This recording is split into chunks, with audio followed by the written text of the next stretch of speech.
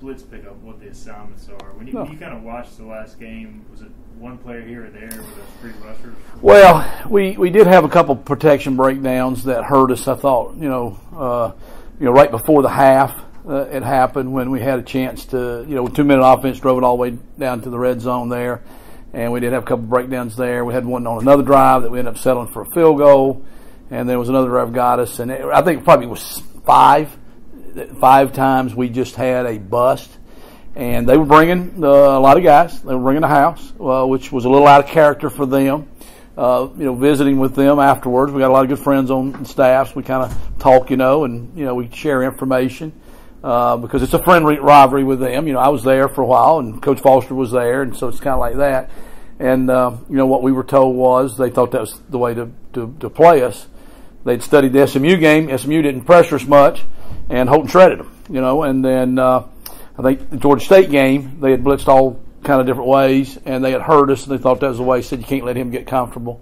And they had a couple good blitz schemes for the run as well. That they were blitzing not just on those 5 passes, that kind of busted the run game up a little bit too. So early our plan had to switch. We're going to run a lot of counter. They'd struggled to defend the counter. And they really had anticipated, I guess, we're going to run the counter. So we had to get to the zone. We got to that early in the second half, had a good drive, had a couple good runs there. Unfortunately, the score kind of got it out a little bit where we didn't have time to just run the ball. So we had to throw it a little bit more probably than we wanted to. But the thing that's either good or bad is that it was 5 different guys. It was 5 different guys had a bust.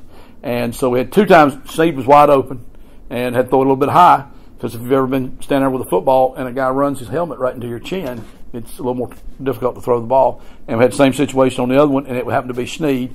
Snead's a great player. He didn't have the best catch radius, so you got to be a little bit more accurate there.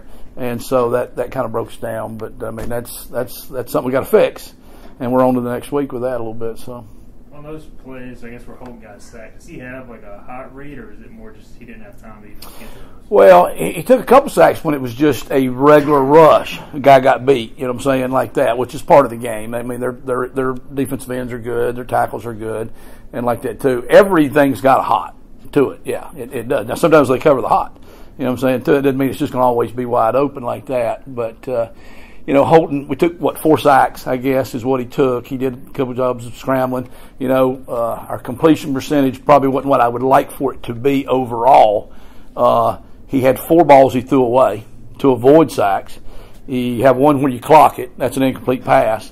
We threw a big bend that was caught, but now says it was not caught. So there's another incomplete pass.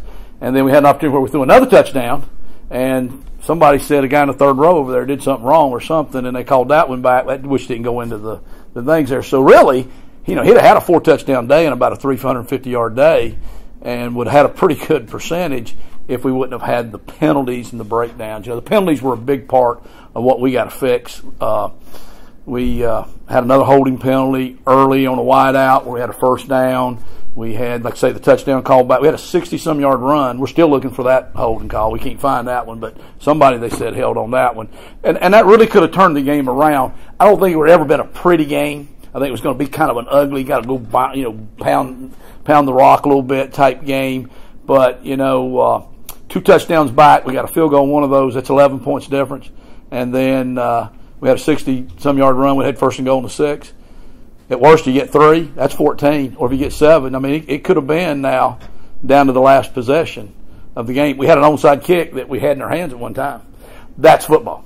That's football. You have to go make those plays, or you have to overcome those plays to be able to win. We played a team that has been, Division I for 6 years. They've won 63 games in 6 years. I'm not good at math, but I know that's more than 10.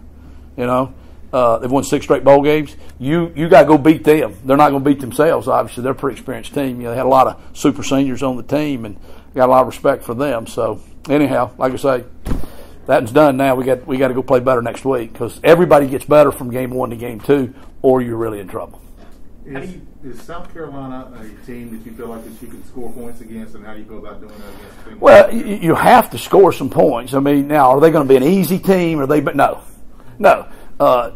In the year 2021, they've never given up a point. I don't think anybody's ever scored on them. So obviously, it's not like, okay, we can't wait to go play them. You know what I'm saying? So they're pretty good. The worst SEC team's an NFL team. You know what I'm saying? The worst SEC team is probably, got 7 or 8 NFL guys out there. Their D-line's phenomenal. You know what I'm saying? They're phenomenal, so that'll be a huge challenge for us. What we got to find a way. You do think though, saying you start out Sunday, you're watching the tape, you go, oh my God, somebody, better get out the rosary beads or something here. We got to start praying, but every day you keep chipping away and you go, wait a minute now. Okay, we got something here, we got something here. You form a plan, and then usually by the time you get into the game, you're like, okay, we can do this. You know what I'm saying? We got to execute, but it just comes down to we'll have to go execute. But right now, we got nothing to go on. It's always like this with a couple of games early in the year. New staff, you're not really sure what they're going to do. We're studying old film of other teams where their coaches have been. Well, they'll do some of that, but it's different guys. So what we've got is one game against a team that they didn't have much trouble with, and so that was scary watching that tape. But we're still optimistic. I mean, I'll be honest. I know. I've heard all the stuff, devastated, all that. Well, in this business, they're all you're all disappointed. You're always disappointed. I mean, we lost a state championship when I was in high school, my senior year. God, that's been so many years ago, because we had a crappy quarterback threw an interception late in the game. My dad was the coach. He's won 2 state championships in his career. He's a Hall of Famer. He ain't forgiven me for that one yet. You know what I'm saying? He still ain't forgiven me for that. He'll be 91 next month. So he's still talking about how he can't get over that loss right there. Okay, but literally, the man can't remember what he had for lunch, but he can still remember I threw that interception. So we have gotten over it though, because that's what we have to do. If we were airplane pilots, we'd be in trouble right now. You know what I'm saying? We'd have wrecked that sucker. We'd be done. But we're football coaches, so we're on to the next game. How is Noah Henderson doing? I know it's tough for Bailey now. They got you the first game. Where did things stand up there? Yeah, that's heartbreaking, because Bailey had committed himself and had worked so hard. He had so much energy. He actually got hurt like right at the beginning of the game and tried to play, kind of probably hurt it worse. So we just feel so bad for Bailey. We're just so thankful that Noah was able to come back and practice and was able to jump in there and play. And Noah played pretty well. He had one of those, everybody had their one. He had one of those protection deals was him, you know what I'm saying? And besides that, though, he did pretty good against their guys. And so he's had a good week. And, we always thought he was a starter anyhow. You know what I'm saying? You can only put 5 out there at one time, but we always thought of him as a starter. And so he'll have to play good this week, because now I'm telling you, the D-line for them is special. They're special. They'll be as good as we'll see. And we saw really good last week. But this one, you're like, oh, my goodness. They're bigger. They're even as fast, but they're bigger. So they seem to kind of game plan and take away Tyler Snead. Is there something you guys are looking to do moving forward to kind of isolate him? Well, I don't, everybody knows where Snead's at. Everybody knows where CJ's at, I think. I mean, they couldn't find Blake Prohl. I guess that's the only one they would have, been in the scouting report was where's he? He didn't come back, so they're going to know. Those guys have to just go work and get open. But he was open. He was open. I don't know what he got. He got 3 or 4 catches underneath. That's kind of his game. He's not a deep threat guy. It's hard to throw to him deep. I think the biggest thing was we had him on 2 of those conversion downs, and he was open, and he got hit right when he was throwing the ball. So we threw one behind him. Tyler's beating himself up. He thought he should have caught it. The other one, we just threw it over his head. If he catches either one of them, it's probably huge. The one's a touchdown. There's no question. We've kind of run a rub route, and the DB's jumped around the guy, and he's nowhere to. He's out of pursuit. He's out of angle. The other one, it would have been a run up the field, and you got to just make those plays. You got to make those plays. I mean, if a guy goes there and gets 5 catches and scores 2 touchdowns and has 100 yards, everybody's talking about, wow, that's pretty special. Tidy had 3 with some underneath stuff, but we got to get him the ball. We know that. Yeah, we got to get Keaton Mitchell the ball. You know what I'm saying? We got to get Raji the ball. You know what I'm saying? We got to move the ball to do that, though. You got to get the ball back to do that. Luckily our punter had a terrific game, or we would have really been in trouble, because we couldn't get any field position. But at least we kept pinning them back too. Because of the punt, we just could never get the field. We never had one field position. I don't think past the 28-yard line. The percentages of scoring from 32 yards away are about 20% in college football. So we need a break, you know what I'm saying? We need a break, like that too. But you got to cause your own breaks, I guess. You know what I'm saying? That's part of it. Donnie, Coach Houston was animated at the end of practice about a sense of urgency and finding that urgency. Can you speak to that? Well, that's totally him every minute. The whole bit, and the whole coaching staff is like that. So there's a balance between, you don't want to act like you're panicking, you know what I'm saying? But when you're 18 to 22 years old, you probably don't understand the importance of practice and doing things right all the time that you do when you're older and you're coaching. When I was in college, I swore the coach was absolutely insane. This cannot be that big a deal here on a Wednesday. But now that you're coaching it, you're like, how can you not understand how important that is? That's just what little bit of maturity that we get, I guess, as coaches. We don't get much of it, you know what I'm saying? But yeah, he was a little bit animated at the end of this practice over a special little thing we were doing, and I think some of the guys thought practice was over, and they thought wrong. It seems like if anybody, Holton has had that throughout his career, that bounce back. You know, is that something that you could kind of hang your hat on this week? He's kind of going to be able to ride that. Again, good and bad. I don't want him to ever get to where he's able to accept it. You know what I'm saying? Which I don't think it's gotten to that point yet. But he is a really, really tough mentally young man in that he's the quarterback. Okay. And that's the way the quarterback, it is. You get way too much credit for when you do throw the touchdown, okay, or you do make the play, and you get way too much blame when you don't throw the touchdown. So it kind of goes head coach, offense coordinator, and then quarterback, right? I believe the offense coordinator's in there somewhere in that too. You know what I'm saying? In that it looks so easy, why can't they just do that? Why can't they do that? He's had a lot of adversity, but he's loved and he's hated, and that's part of being the quarterback. And he handles it pretty well in that I think he's at peace. He's a tremendous young man. He knows he's doing the best he can. He's got great faith, you know what I'm saying? He's so good. He loves his teammates. They drop one, he ain't going to be mad at them. Sometimes I wished he would be a little bit more, hey, let's get on those guys a little bit, it would save me from having to holler at him if he would a little bit. But that's not him. That's just not him. But they love him for that. And nobody deserves to win more than he does. He's trying his tail off. He really is. And it's going to come. It's just not coming as fast as we want it to come. If it was easy, I guess everybody'd do it, though. So you've seen Dowdy packed. I have. Here a few times. I have. And how excited and how much does it mean to kind of see SEC team come into Dowdy, and how much does it mean for the fans? Well, I know it means a lot to the players. And I know it probably means a lot to the coaches, or at least some of us. I think it does. So others, I think, are waiting to see that, what we've talked about. When the majority of this staff, or I don't even know how many of us have made the trip from the last school, when the discussion was about, because, obviously our head coach had several opportunities, and he was deciding between which opportunity was the best opportunity, I was consulted on that. Well, what's the good? And I was like, it is an amazing place. When it's rolling, there's nothing better. It's unbelievable how special it is.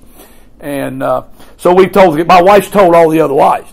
And after the first year, they were kind of like, well, you kind of exaggerated that a little bit. You know what I'm saying? It's not quite what you said it was. She's like, well, I'm telling you, it is that way. For some reason, I have the feeling it's going to at least be that way this week, okay?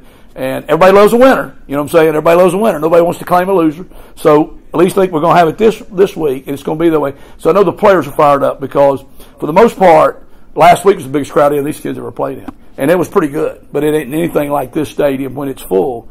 And, I've been here when it's moving now. You know what I'm saying? I've seen it, and it's loud, and it's intimidating. And I saw where Coach Beamer was talking about it. He's been here. I've had coaches that I know really well at all those schools, North Carolina State, Virginia Tech, West Virginia, and they are all like, wow, your place is better than 3/4 of our league, and that's the elite leagues, so to say. So we know what it can be. I hope our kids will use that for energy. I hope they won't be nervous. We have nothing to lose at this point, literally. We don't, you know what I'm saying? I think the pressure's on the SEC team coming in here. I've been on both sides of that. We've played South Carolina. We played all those schools while I was here. I was at South Carolina. We beat East Carolina by about 40-some points the year before in Williams-Brice. And we came up here in 1991 thinking this is the team we beat by 40-some the year before and got our tails whipped. and got abused.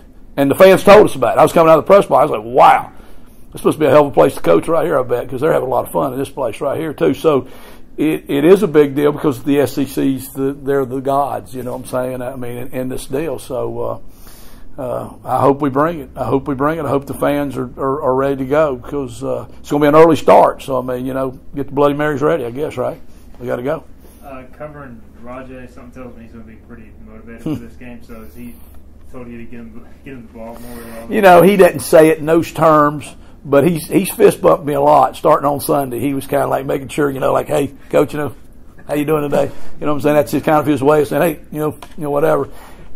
You know, yeah, you come from a state, and that's the university of, and I guess, you know, they don't recruit you hard enough, whatever they don't do. And you just have family, you just have friends, and, you know, you have friends that are fans of those schools. So, yeah, you got a little bit of extra incentive. We see that when we play the North Carolinas and other schools in this state. We see it with all our kids, too. That's part of it. That's the fun part of it, too. So he gave it everything he had. We didn't get him the ball enough because we just couldn't, you know, at that point. But he played hard. He played good. You know, he had one protection bust in there, too. You know what I'm saying? We got to eliminate that, and he'll give it everything he's got. I have total faith in those two running backs. Coach Beamer talked about recruiting Holton at Georgia. Yeah.